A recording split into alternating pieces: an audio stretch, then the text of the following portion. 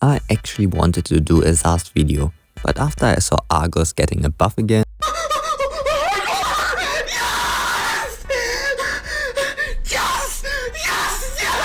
Argus was my first main, and someone needs to talk about him. When I looked at my post, I could see that people are aiming for him too. So what's the deal with Argus? Fall prey to shadow. He has always a place in my heart. This chicken leg Goblin Slayer copy, green screen angel, is just so beautiful! Before I talk about this kit, I need to talk about his model first. My favorite color is green, and I like edgy heroes. So when I saw Argus for the first time, my reaction looked like this.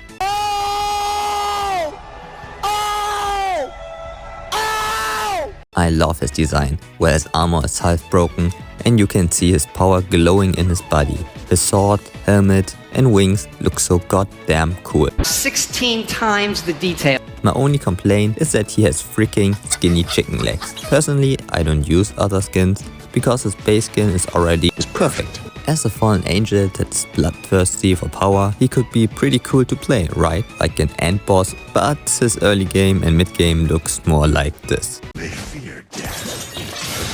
I'm joking! No! Stop! Stop! Stop! I'm afraid! Stop!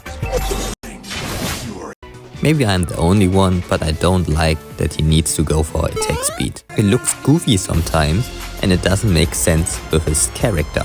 He's very strong and still searches for more power. But why does he have to do 5,000 punches to kill one person? Shouldn't he be like Brody and have slow but powerful basic attacks? I think they should have given him high attack speed in early game, and later on he loses attack speed but hits more heavy like your mom. His early game plan is pretty bitchy. For 80% of the time he can only do this. This would have made more sense for a thief, an assassin,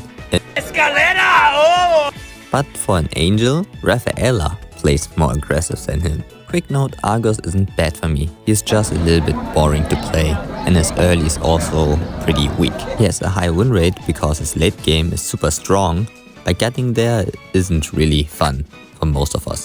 Why? Well, because his only sustain is his passive, which takes forever in early, and his ultimate, which you have to be level 4 first. And for damage, he has his first skill, which doesn't do much damage, and his passive, which has to be filled up.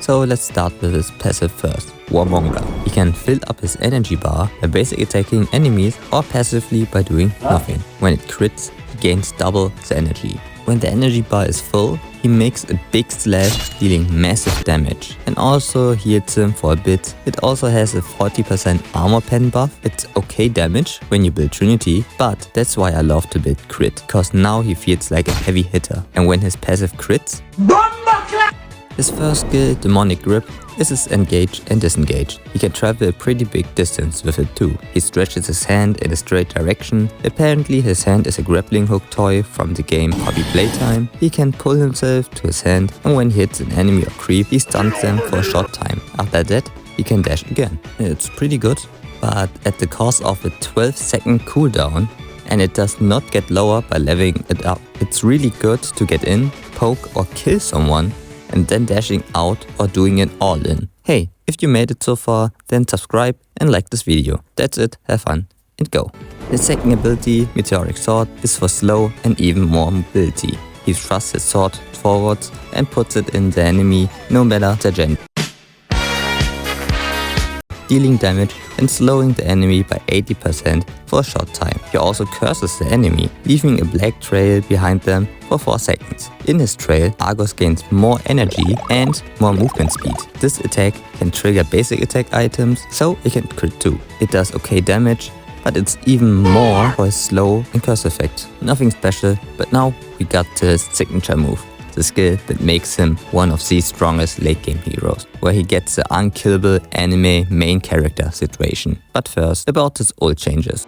They took 1 second of the ult duration, but cut the cooldown in half, and he can be slowed in his ult. They also buffed his other skills, but also removed some of it too, and make his early game even worse. Like, why? Stop it. Get some help. So they basically buffed his early, but before release, nerfed it again to buff his late game, but also taking 20% of his ult duration.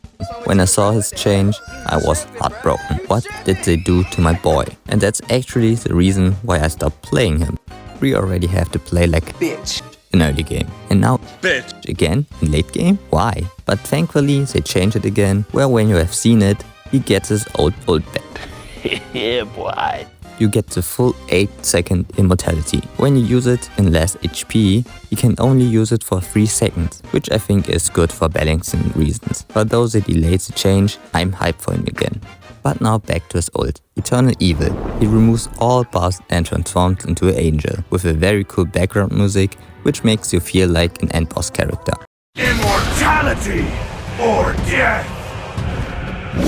He also heals 100% of his dead damage after his ult ends, and passively he gains permanently quicker his passive, so you can spam it and heal more without his ultimate. It's a little bit boring in the first minute of the game, but when he hits in late game, and you can feel how scared the enemy team is to get grabbed from Argus and get hit with a... I know that people like to go for Trinity because it's faster to complete and you get stronger faster, but crit feels so good on him. One more thing I like to talk about Argus is that he can use both Trinity and crit. Yes, technically everybody can do that, but how often do you see crit Moskov nowadays or crit Hanabi? I always described him as a marksman without guns, and that's true. He builds full attack speed damage, he is squishy, but the reason he works is because his ultimate. But to be honest, in the late game he can still lose to other heroes. Believe it or not, he loses to Tamus because he can go tanky and still do a lot of damage. And his ult lasts longer than 4 seconds. When you build Trinity, it's even worse for you because at a 30 or 20% health, you don't have the damage to kill him anymore. But he can still win against Tamus if you do it right. One big advantage he has is he can bait the enemy super good. How? Well, if you pretend to go to their trap or walk out of your formation, they will CC or even ult you. So what do? Just take as many CC abilities as you can, ult and attack them. And they will try to run away from you, and that's the time when your team can engage safely, because they use everything against you. It's maybe not really beneficial for you, but sometimes you need to sacrifice for the team. And that's the next episode of What's the Deal With. Next time we're talking about a mage. Like, subscribe, and I see you in my next video. Bye.